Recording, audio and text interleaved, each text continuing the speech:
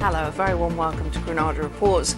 We're live with the latest across the northwest. Hello, on the programme this evening. 5 weeks and still nothing. The Lancashire man trying to offer his home to a Ukrainian family says the system is broken.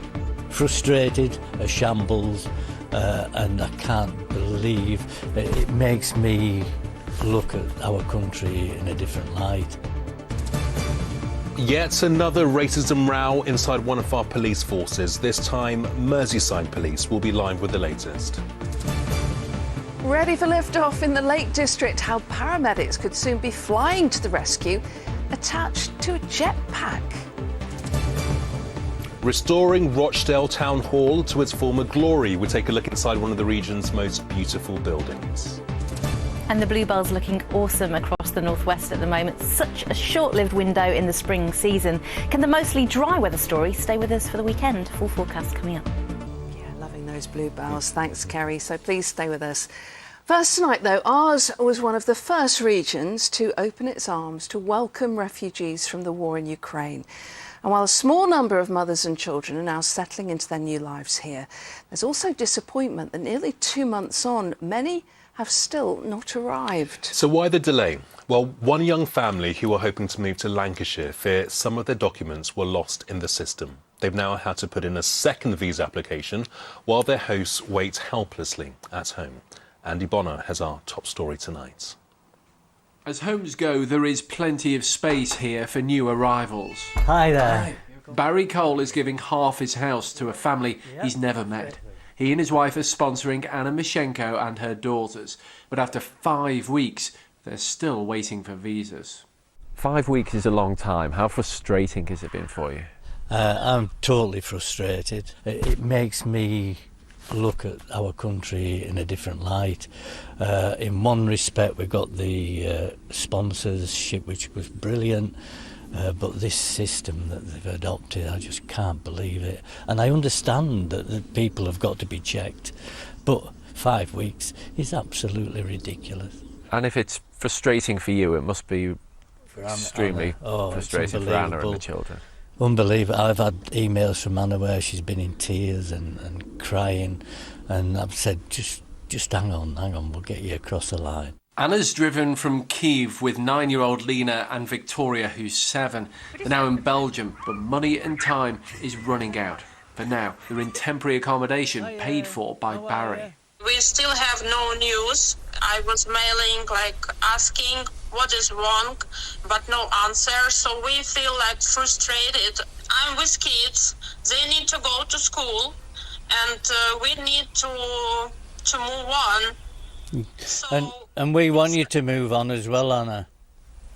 Yeah, I know, and we are so thankful for you, and we want to meet you finally, but we need visas. Some people with the kids are even ready to go back to Ukraine because they don't have the decision, but you know what is happening in Ukraine now, and it's not safe. Here we've got the girls' room. For weeks, the beds have been made, the toys have been waiting. Barry's even secured places at school. Not knowing, I think that's the key. When you've got 2 children, it's very, very a worrying time for her. And the last thing I want is that worry to continue. The Home Office said changes made to streamline the visa system, including simplifying forms and boosting staff numbers, are working. They added, we're now processing visas as quickly as they come in. But that's not quick enough for Barry and a family in need.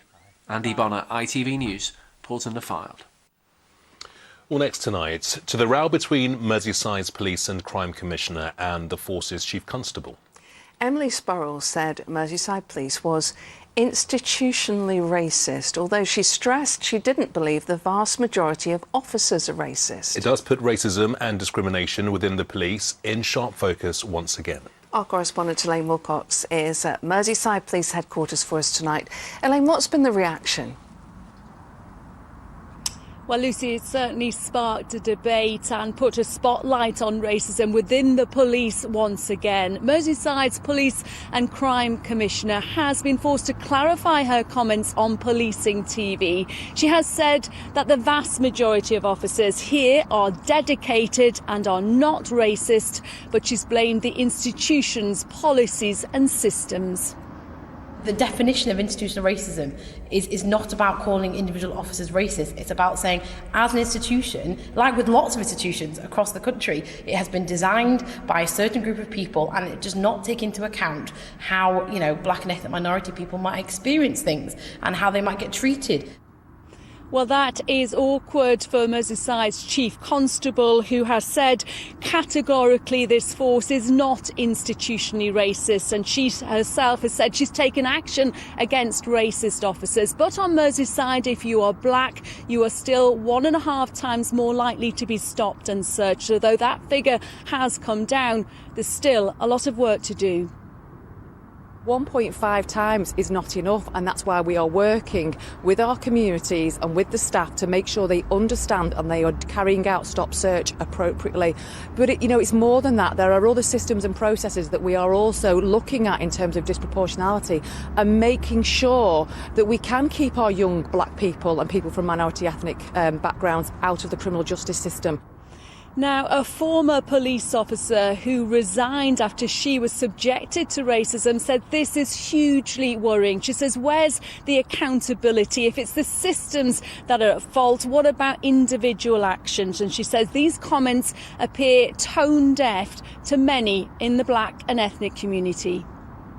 It shows me that the police force, especially Merseyside police, are nowhere near where they need to be in addressing institutional racism. It's very interesting that these two white women, white middle-class women, are having a conversation about black people's experiences, A, as people profiled by the police, B, as people who are ignored as victims by the police, without any consultation with the black community. Well, the force says an action plan on policing black and ethnic communities is being launched next month. But the challenge is for these two women who are charged with making improvements to build trust and to ensure that the force better reflects the audience and the communities it serves. Elaine, thank you. In other news today, and an urgent appeal has been issued to find a missing family from North Manchester. Charlene and Martin Collins were last seen nearly 2 weeks ago in the Rochdale Road area with their 2 young children. That was on the 22nd of April. Charlene is heavily pregnant, and police are becoming increasingly worried for the family's welfare. Polling stations opened at 7 o'clock this morning for the local elections. In the northwest, voters are being asked to choose nearly 500 councillors across 24 councils. We have until 10 o'clock tonight to vote.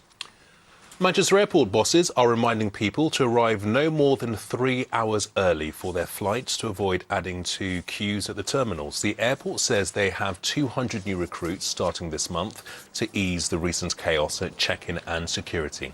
So far, they've received 8,000 applicants for jobs, including security officers, car park marshals and hospitality staff.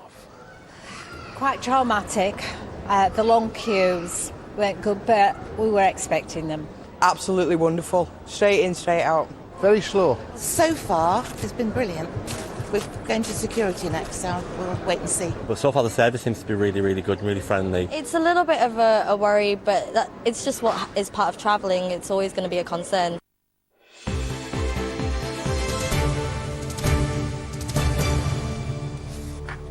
Now, I love this next story, which brings a whole new meaning to someone flying to the rescue.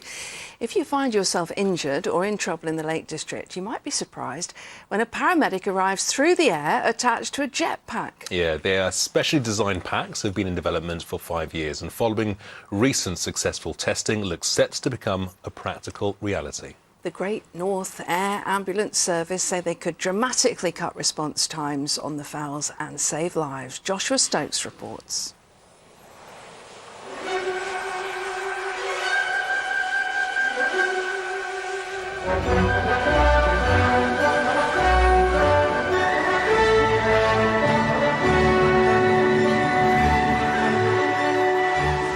Up in the air and flying to the rescue. A game changer for the air ambulance service as this revolutionary new tech is trialled in the Lake District. It's amazing, from 6 days of training, right, over the last few weeks spread out. I mean, look what you can do. Great job. It's great. It's like I say, it's another big milestone and huge dimension. Potentially operationalising this. Absolutely. To get up to the top of Helvellyn and save a life. The jetpack can travel up to 85 miles per hour and can even be run on diesel, coming together at a total cost of £340,000. But it started as a passion project, born out of one man's plan to take to the skies. 5 years ago, in fact, I started developing it 6 years ago. The vision was to take human balance. If you just add a bit of horsepower and use that balance and physicality, could you fly? Sounds crazy still. And it was just a passion fueled, exploration into something not supposed to be possible. And, wouldn't it be great to be able to fly like Iron Man? Well, actually, why not use that as inspiration? And you see the result. This climb up Helvellyn would usually take an hour on foot. But with the jet suit, paramedics can be on the scene in under 5 minutes. Amazing idea. It's life-saving. I mean, if it changes the time from an hour to 4 minutes, and that can save people's lives, can't it? If you could think, oh, jetpack guy is going to be here, we're going to be fine. Yeah. In 3 minutes, someone's here to help. It'll be really good. And that thought could soon become a reality, with paramedics due to start using them as soon as this summer, taking saving lives to new heights. Joshua Stokes, ITV News. I want one. They're just great, aren't That report they? has just made my day. Awesome. We're all going to be using those to get to work soon, aren't we? The jetpack's on the way, don't worry. Whole new world out there. I love it. OK, still to come on the programme tonight. Liverpool singer Chelsea Grimes tells us why she's so excited for Soccer Aid. And the view was definitely a reason for Tarka to smile earlier on today, despite those showers coming across Rivington Pike earlier. Is the forecast for the weekend something to smile about? All the detail a little later on. Love that dog as well. We're going dog mad on the programme this week. We're going to have to make it cat week next week. If anyone's got any cat stories, let us know for next week to Rabbits balance the week things after. out. Gerbils the week after that. I'm not sure about that, but... Now, it is arguably one of the most important buildings of its kind in the country, a Gothic masterpiece. But Rochdale Town Hall has been in urgent need of repair. Yeah, tonight we bring you amazing pictures of the intricate work that's going on to restore the Grade 1 listed building to its former glory. Now Phase 2's begun, and we were invited to look behind the scenes. Our correspondent, Mel Barham, went to take a look.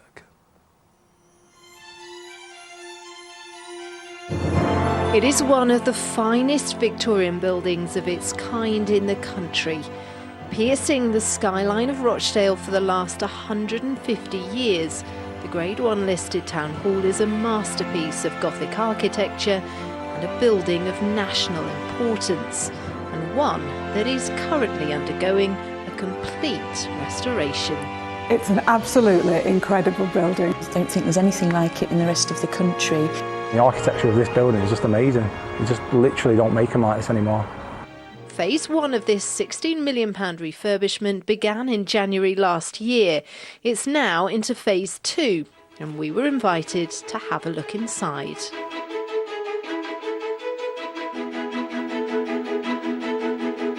It's a much needed project. I don't think it could have lasted much longer without this intervention, this restoration. Many areas on site were in dire need of a bit of TLC, but bringing it back to as it formerly was.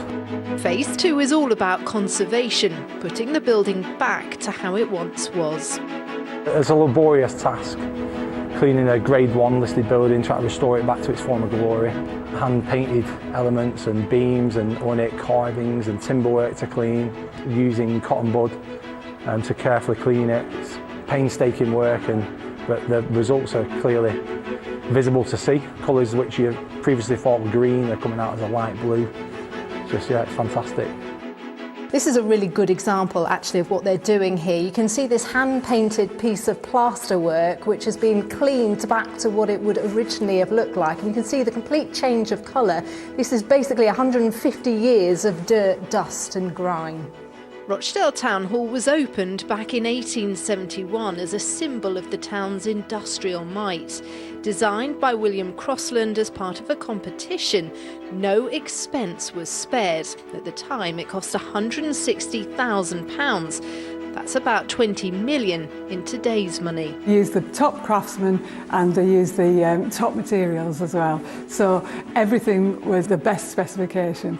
And the fact that it's been Grade 1 listed, it shows the level. There's so few, it's of exceptional significance. So you can compare it to sort of the Houses of Parliament or Manchester Town Hall. It's played an important part in history, from Jubilee celebrations to post-war victory parades, and this iconic moment back in 1938.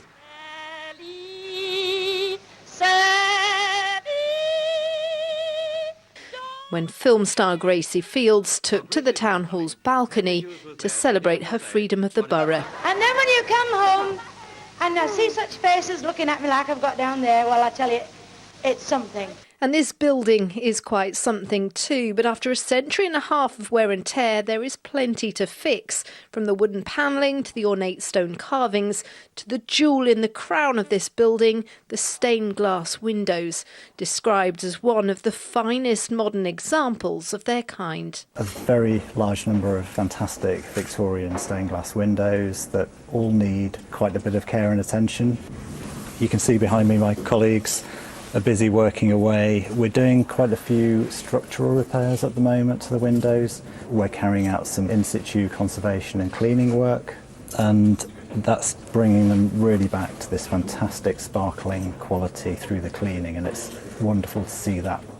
For many years, the public have had very limited access to this building. Part of this development is seeking to address that. It's had many guises over the last 150 years. It's been council offices, it was a canteen at one point, a magistrates' court, a nightclub as well.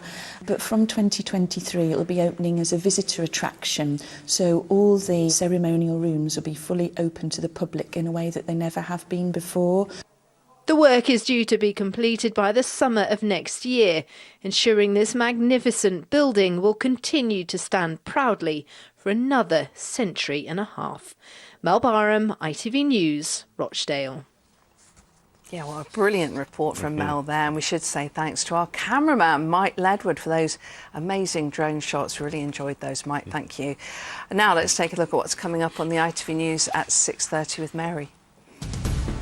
Coming up on the programme, yet another squeeze on households and businesses. A gloomy forecast from the Bank of England today as they raise interest rates and warn worse is yet to come. The mother of baby P will be released after a government effort to keep her in jail failed. The Queen pulls out of more events due to her mobility issues. And how these jetpacks could get paramedics to the top of a mountain in just a few minutes. Do join me for those stories and more at 6:30.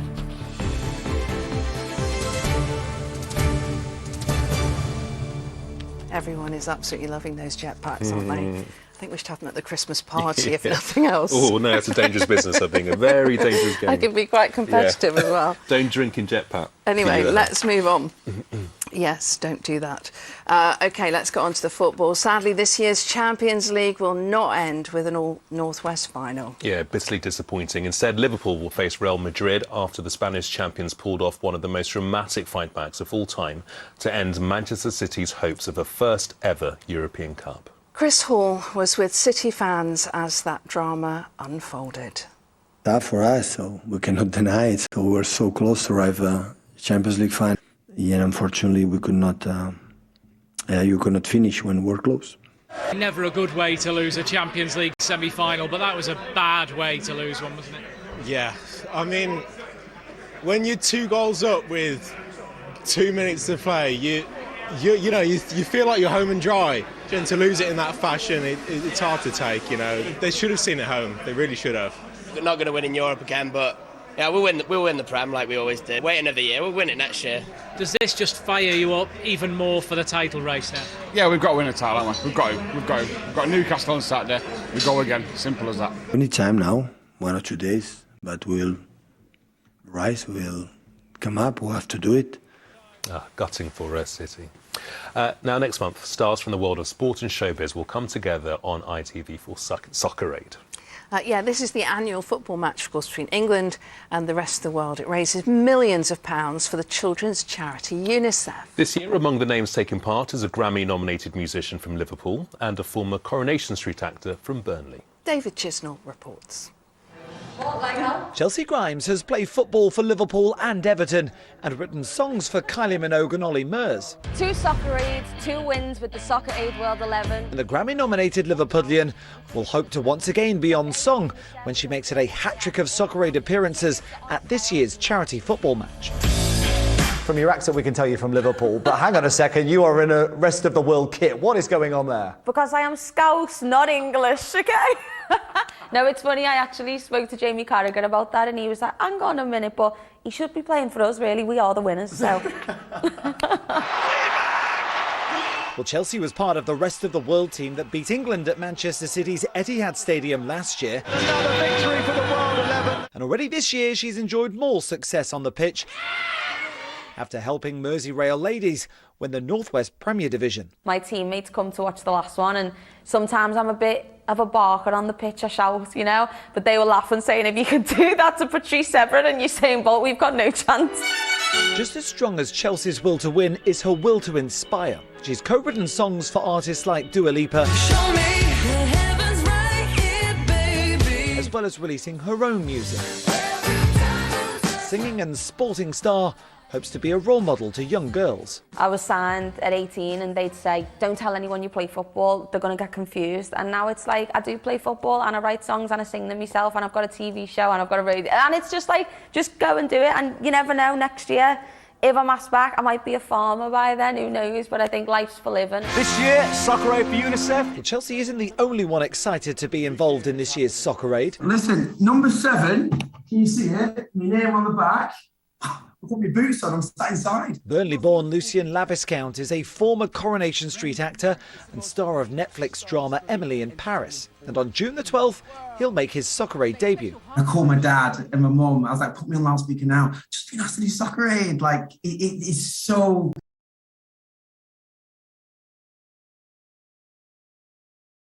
It's amazing what these guys have done for so long, and it's consistent and it gets bigger and bigger every year. So to be a part of it and to bring, hopefully just bring a little bit of whatever I bring to the table is really, really, it's amazing. Well, while Chelsea and Lucien will be on opposite teams at Soccer Aid, they're united when it comes to raising as much money as possible for the children's charity UNICEF. David Chisnell, ITV News, Manchester.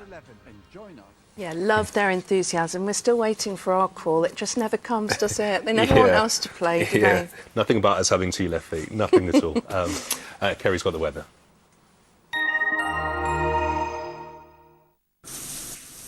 Ooh, I love a hot shower, me. And a minute shorter than usual. What a legend. United Utilities sponsors ITV Granada weather.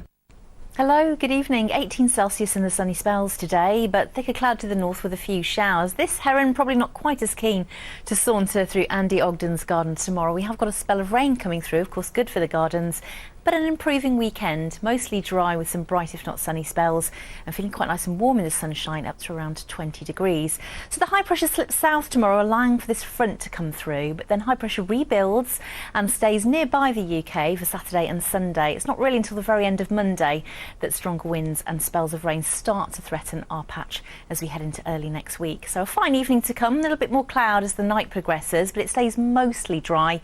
Could be a bit of dampness over the hills with some misty low cloud. And the temperature is fairly mild, no lower than around 8 or 9 Celsius, beginning to get a little bit breezy out into the Irish Sea by dawn. There are sun times for tomorrow, 5:26 and 8:50. Possibly a dry and bright start in the south. Misty low cloud over the hills, and we look to the northwest for thicker cloud, strong gusty winds certainly for the coast and over the hills, and outbreaks of rain starting to push through. Looks like it could be quite slow to progress south and eastwards during the second half of the day. Highs around average, but some late brightness maybe for parts of Cumbria and the Isle of Man. And then as we head into Saturday, mostly dry and bright with some sunny spells. Small chance of a shower, most likely for Cumbria and over the Pennines, but in the sunshine, highs of around 18, possibly 19 Celsius on Saturday, and maybe a little bit warmer than that as we head into Sunday. So Sunday and Monday, mostly dry, light winds hanging on to the sunny spells, and mild by day and by night. See you soon. United Utilities sponsors ITV Granada weather. Oh, hello. Get him a towel. Still feeling a bit miffed that Soccer Aid don't want us. Why do you think they don't want us, Kamal? Because we're rubbish. But they don't know that. But we know that. We could be good. We know that. We're not famous enough and we can't play football. We'd absolutely embarrass ourselves on that football pitch. No way. No way. Like we do occasionally in this studio as well. Anyway, perhaps we better go now. That is just about it for tonight. Tomorrow, though, be sure to join us because we're hearing from the actor and disability activist Melissa Johns, who starred in Grantchester and Coronation Street. She'll be telling us all about her debut play, which is opening in Salford later this month. Yeah, don't miss that. That's it for now, though. Have a good night. Bye-bye. Bye-bye.